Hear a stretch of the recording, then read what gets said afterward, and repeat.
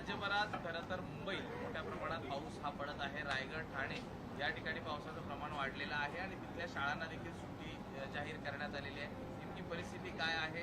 शिवसेनेच्या सर्वच नेत्यांना सतर्क राहण्याच्या आणि लोकांना मदती करण्याच्या सूचना या एकनाथ शिंदेंनी दिलेल्या आहेत. तो शिवसेनेचा मूळ गुणधर्मच आहे. पावसासोबत सेवा पोचली पाहिजे.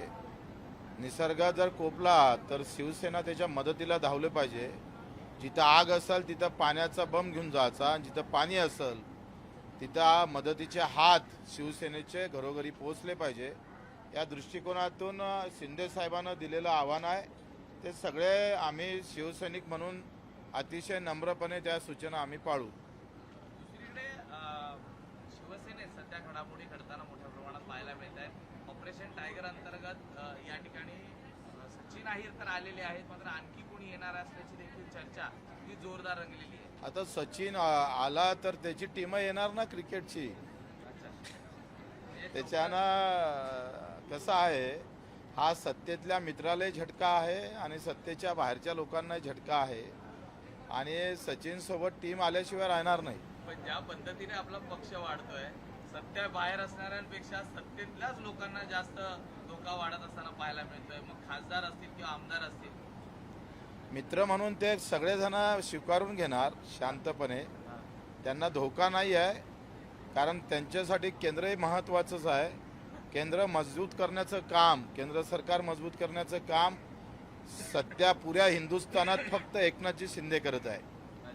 म्हणजे BJPला शक्य झालं नाही पुऱ्या हिंदुस्थानात. ते एकनाथजीनं इथं महाराष्ट्राच्या माध्यमातून केंद्राला मजबूती करण्याचं काम मला वाटतं एकनाथजी साहेबांनी केलेलं आहे. त्याच्यानं मोदी साहेब आणि शहाजी यांना आता पूर्ण ताकदीनं मजबूती भेटलेली आहे. आला वेळ तर ते विधेयक पण महिला आरक्षणाचं ते पण या ताकदीमुळं निश्चितच आम्ही पाहतो समोर झालं गेल्याशिवाय राहणार नाही. पण दुसरीकडे ज्या पद्धतीने पक्षाची ताकद आपली वाढत आहे, तशीच अंतर्गत नाराजी ही देखील मोठ्या प्रमाणात वाढताना पाहायला मिळते आहे. काल आलेल्यांना मोठ्या पदं मिळत आहेत आणि जे आधीपासून कार्यरत आहेत त्यांना कुठेतरी बाजूला सरकवलं. अशी कुठलीही नाराजी नाही. आम्ही जेव्हा काल सचिन भाऊचं नाव सांगितलं, आम्ही 13 विधान परिषदचे सभासद आमदार तिथं हजर होतोय आणि हजर असताना आम्हाला सगळ्यांना वाटलं का आपल्यातून नाव येणार, पण अचानकपणे सचिन भाऊचं नाव आल्यावर सगळे खुश झाले. आखरी पक्ष मजबूत होत असताना आमच्या नाराजीला फार महत्त्व नाही. पक्ष मजबूत झाला पाहिजे आणि आमचा जो अजेंडा आहे तो पूर्ण केल्याशिवाय त्याचं एक पहिलं दुसरं पाऊल आता पडत आहे आणि त्या अजेंड्यापर्यंत आम्ही निश्चित जाऊ. बारिश को लेकर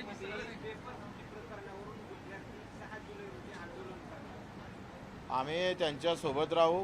पेपर फुटीच्या बाबतीत फाशीची शिक्षा व्हावी. जे जे काय याच्यात असेल त्या सगळ्यांना कशा पद्धतीनं त्यांचा चौरंगा करता येईल का. मिलिटरीच्या प्रमाणे मिलिटरीमधली एकही पेपर फुटला नाही. ज्या मिलिटरीनं परीक्षा राबवल्या त्या धर्तीवर राबवल्या पाहिजे, त्या ऑफलाईनच झाल्या पाहिजे.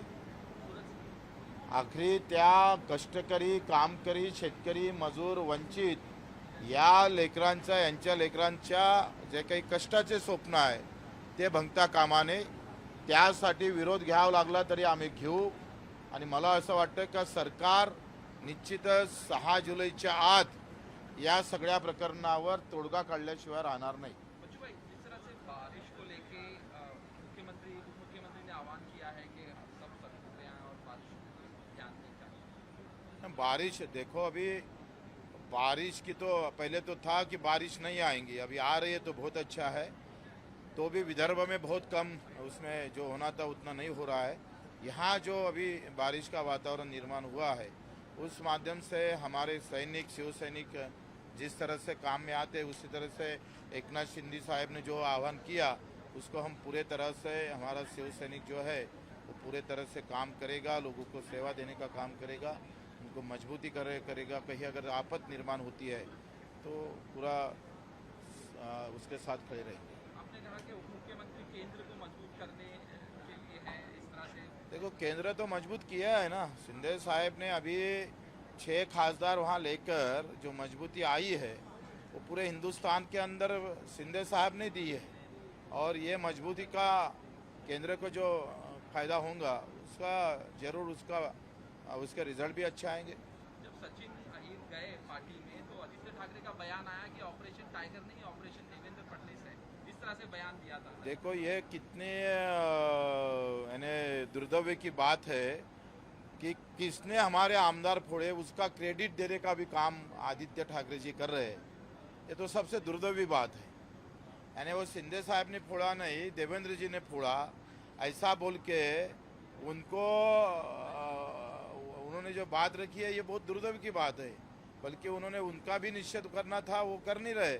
वो बोल रहे कि नहीं ये तो सब देवेंद्र जी का श्रेय है, मतलब हमारे आमदार फूट रहे और श्रेय आप श्रेय देने की बात कर रहे हो, तो कितनी यानी इतना दुर्दैव किसी पर ना आए। ये कहा जा रहा है कि देवेंद्र जी जाएंगे केंद्र में, यहाँ मजबूत करेंगे मुख्यमंत्री देवेंद्र फडणवीस। भारत को जरूरत है देवेंद्र जी की।